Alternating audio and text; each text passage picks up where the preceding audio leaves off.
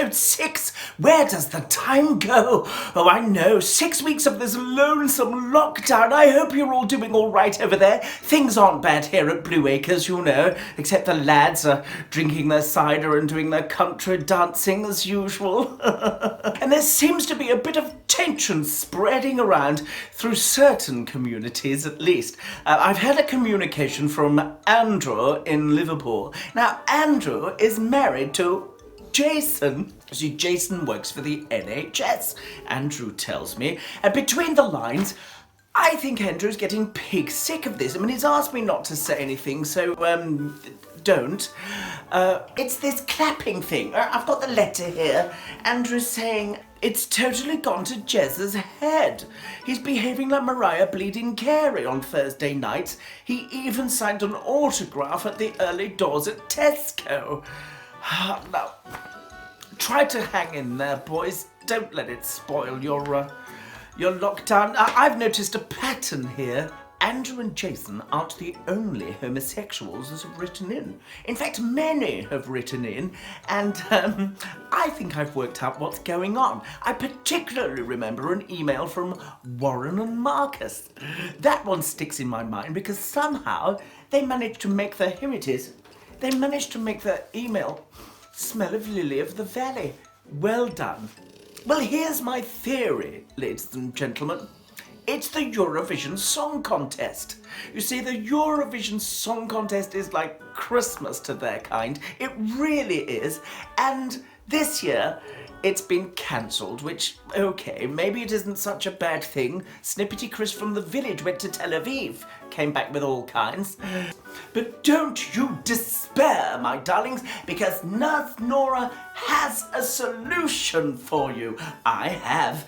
I've organised something very special to replace your lost Christmas. I'll tell you a little bit later on, but this time in a couple of weeks, I promise, you're going to be all over my channel like a nun in a candle shop.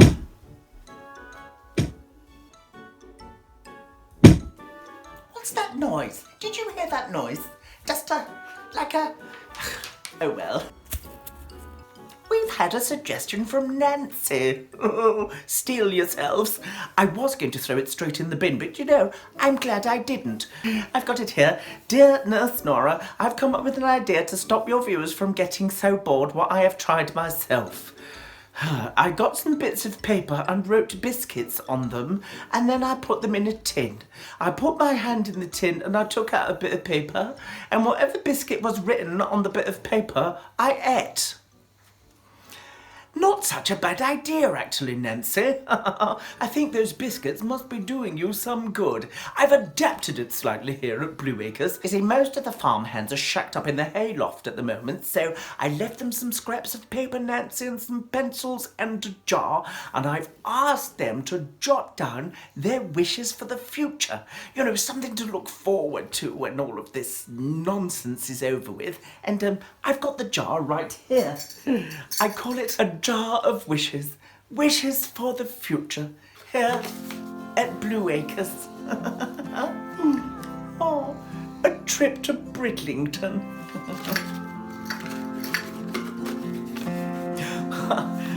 Happy hour in the Forager's Arms. Oh, trimming the herbaceous borders. What's this one? A nice game of cricket. Enjoying the heady fragrance of a walled herb garden on a balmy summer's evening. Oh, that's George. It's built like a barn door. Taking my dog for a walk. A massive shag. Oh, I do apologise. Looks like Aubrey's writing. He's only got the use of one hand after what happened last week. Did you see? He was helping with the preparations for the Blue Acres Exotic Animal Petting Sanctuary when he got mauled. He did. It was a bit of a mess, actually. You see, Aubrey is my tractor driver. Well, was. And there's been lots of questions and letters of concern following what happened last week, but let me put your mind at rest. Donations have been flooding in here to Blue Acres for the exotic animal petting sanctuary, so I think we're going to be all right. And the exotic animals are settling in nicely. Oh, they've been eating me out of farmhouse and home.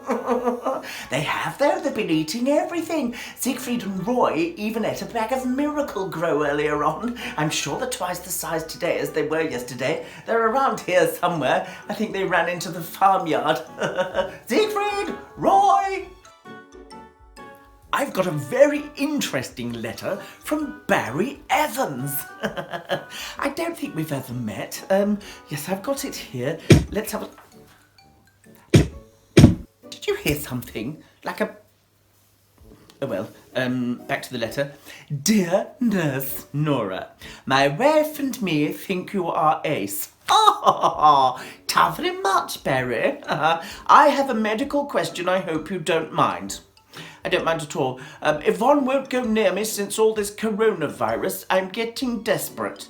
It's been weeks. What's the big deal? We use the same lav at the end of the day. Not at the same time, I hope. Is it possible to catch it from That's not a medical word, is it, Barry? And I'm not going to read it out. I think with this matter, to be honest, you should err on the side of caution, Barry. Just to give Yvonne a rest. There it is again. Oh, look, I do apologise. Chat amongst yourselves. I'm going to go and see what this is. Hey, hiya Nora. Are you okay in there? I'm just having a chat with my people, George. It's George. Checkered past, barn door.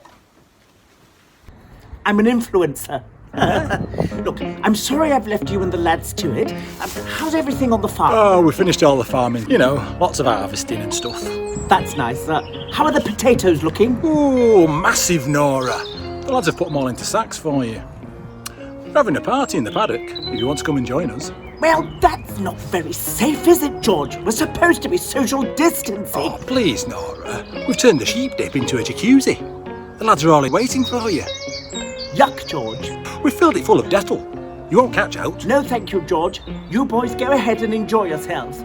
There's a packet of apple pies hidden under the combine harvester. Thanks, Nurse Nora. I've got your spuds here. You know, we were going to put them in the barn, but the doors were locked. Take them round the back, George. I tried. I couldn't get them open either. Well, give them a shove. So you want me to shove your back doors in and put a full sack in there? Go away, George.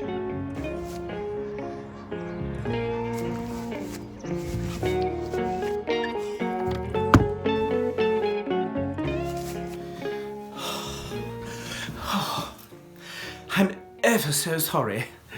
He was brought up in the wild. Anyway, it's time for my Eurovision announcement. I have a beautiful surprise. Hopefully something that might excite you. And something that you can enter yourself. What's that? It's a bit of a racket. Run for it! Run for your life! They've got George! They've got Fanny! Run! Fanny, down, Siegfried! Right, let go of George! Oh, it's terrible. Look, I'm going to have to go and sort that out. Subscribe and press the little bell picture because I don't want you to miss out on the spectacular competition. This time in a couple of weeks, you could be the proud winner of this, the world's first ever Blue Acres Eurovision Thong Contest.